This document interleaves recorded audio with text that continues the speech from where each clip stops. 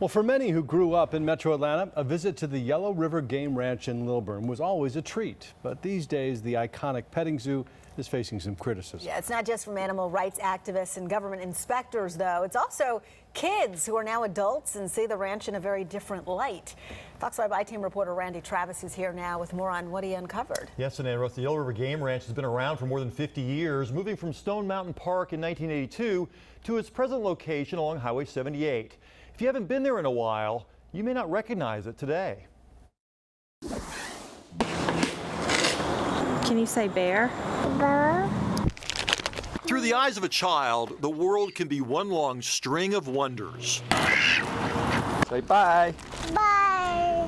But as that world gets older, those eyes can get wiser. Customers come up to me and tell me what happens to this place. It just appears it's not that place anymore, and it's a shame.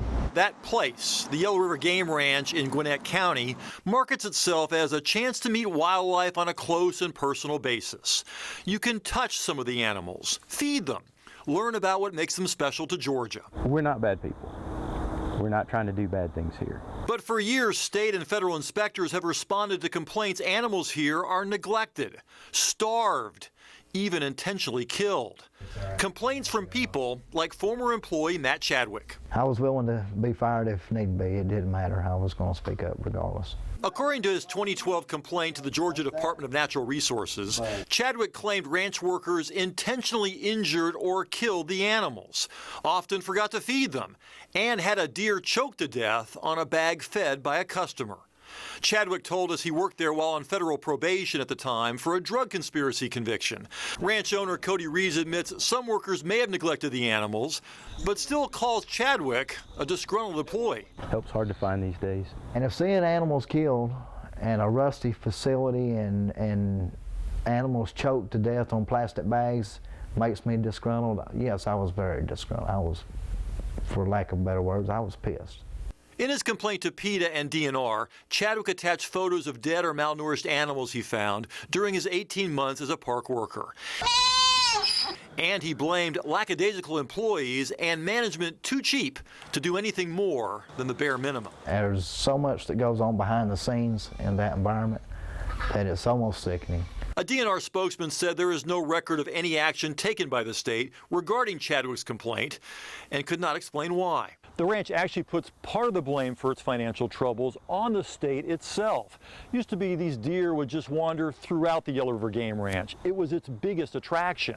But 5 years ago, DNR said that was wrong. They required the ranch to build this fence and keep the deer all in this enclosure, treating deer like any other animal in a zoo. A lot of people that came here years ago when the deer roamed freely and there were, a lot more animals, if they come back now, they're disappointed. State and federal inspectors come back a lot.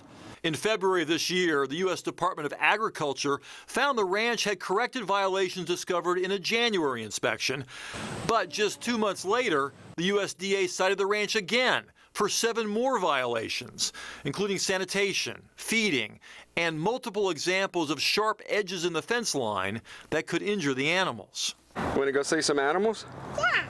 So this month, the Fox 5 family paid their own visit to the ranch. We spotted sharp edges, unclean pens, rocks piled up to keep the bobcat pen door from accidentally opening. The same way when I ain't nothing changed.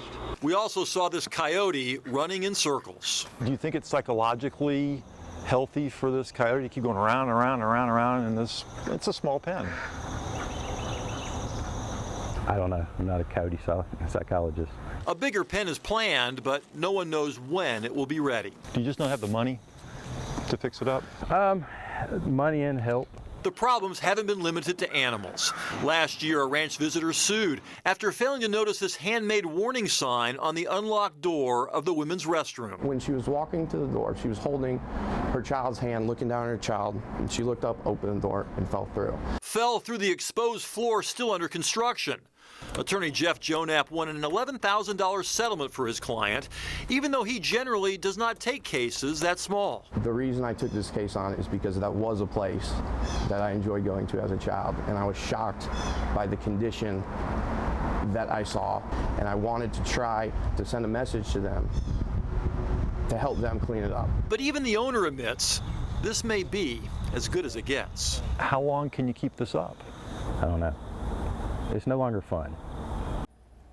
Well, the ranch has also dramatically reduced the 600 animals they once claimed to have on display. This has helped cut down on some of the inspection violations, even though fewer animals has also meant fewer customers. And Russ and Sine, I used to take my daughters there when they were little. They loved the place. I bet. One of my daughters is now an adult, and she went back there a year or so ago, and she goes, "Dad, that's not the place I remember. It's just so sad," is the way she put it. It is. Some of the folks on my Facebook page have been saying the same thing. Now, it's been in its current location, you were telling me, since 1982. So what do the neighbors think about all this? They must have an opinion. Well, you know, some neighbors do not like it. I've heard from them, many of them. But I talked to a business owner nearby, and he said that he thinks that the ranch is getting a bum rap, that the inspectors should leave them alone over there. There are 5 different government agencies right now that have jurisdiction over there because of the variety of animals. So they are over there a lot. All right, Randy. Well, thank you so much. Okay. Thanks.